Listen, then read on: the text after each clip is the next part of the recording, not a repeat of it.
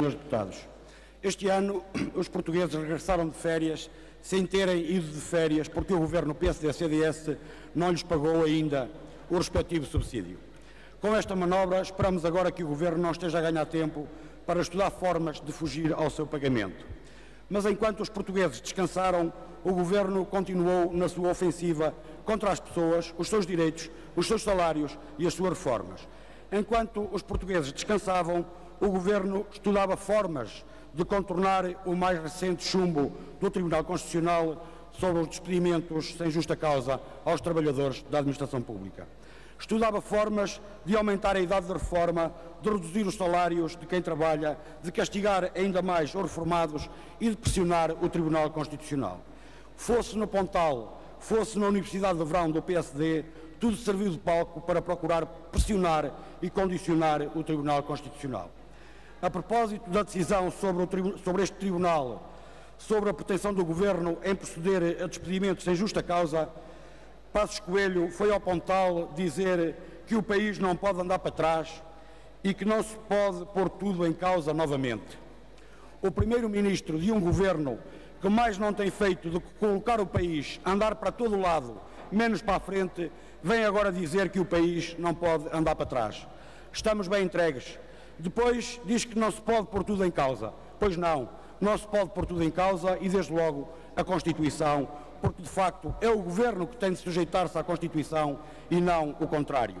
A seguir, vem Poiares Maduro dizer que a Constituição tem de ser interpretada tendo presente as gerações futuras.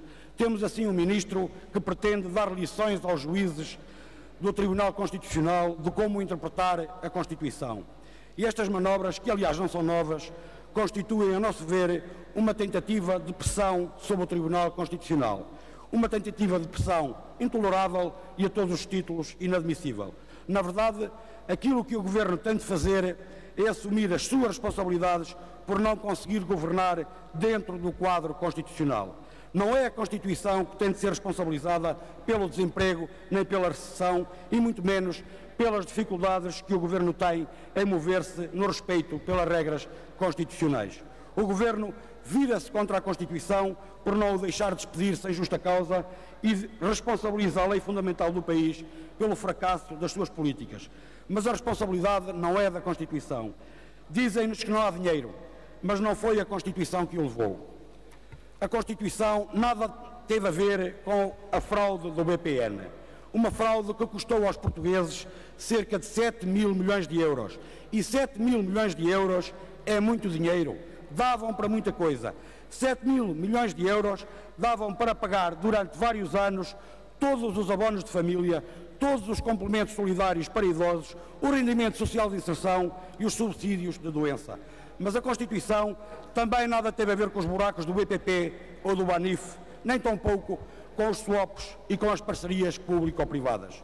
A responsabilidade só pode ser atribuída a quem governa e não à Constituição. Aliás, este Governo ficará na história como o campeão das inconstitucionalidades. Este Governo, para além de não conseguir apresentar a esta Assembleia um único orçamento de Estado dentro das regras constitucionais e depois dos chumbos relativos ao subsídio de férias e ao subsídio de Natal, ao pretendido regime das entidades intermunicipais, ainda vê agora somar-se a sua lei da mobilidade especial.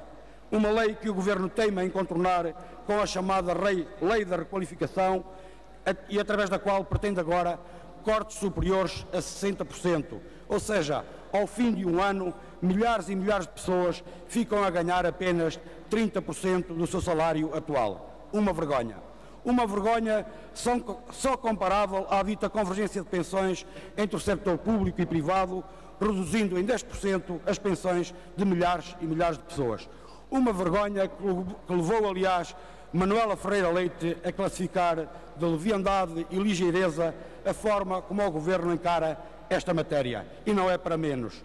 E ao contrário daquilo que o Governo faz ou quer fazer crer, os cortes nas pensões não atingem apenas os atuais aposentados. É verdade que o Governo pretende proceder a esse ataque brutal às pessoas que já estão a receber pensões, mas também é verdade que a proposta de lei do Governo também se pretende aplicar aos trabalhadores da função pública que pediram a sua aposentação até 31 de dezembro de 2012 e que esperam ainda hoje que lhes seja aplicado o regime em vigor nessa data, como aliás o Governo tinha prometido e que constava da própria lei. Mas não ficamos por aqui. O Governo também pretende que estas alterações se apliquem a todos os trabalhadores que se aposentem no futuro.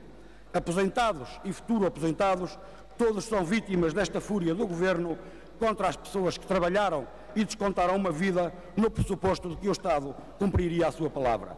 Uns e outros são vítimas da insensibilidade social deste Governo que teima em remeter à pobreza milhares e milhares de reformados. E agora que aí vêm mais duas avaliações, já se adivinham os costumeiros sinais positivos, os tais sinais positivos que ninguém vê, que ninguém sente e que ninguém vive. O Governo não percebe que não pode reduzir sistematicamente as pensões, as reformas e os salários ou os orçamentos das políticas sociais, porque uns e outros têm limites que o Governo parece querer ignorar. O Governo cada vez exige mais aos portugueses, cada vez tem menos para lhes facultar e cada vez mais aumenta a nossa dívida. São mais 10 mil milhões de euros só nos primeiros 6 meses deste ano. Nós já há muito que o dizemos. Cada dia de permanência deste Governo significa mais austeridade, mais desemprego, mais pobreza, menos economia e mais dívida. E, portanto, o problema não reside na Constituição, mas sim nas políticas deste Governo, que quanto mais depressa deixar os destinos deste país, tanto melhor para os portugueses, tanto melhor para Portugal. Muito obrigado.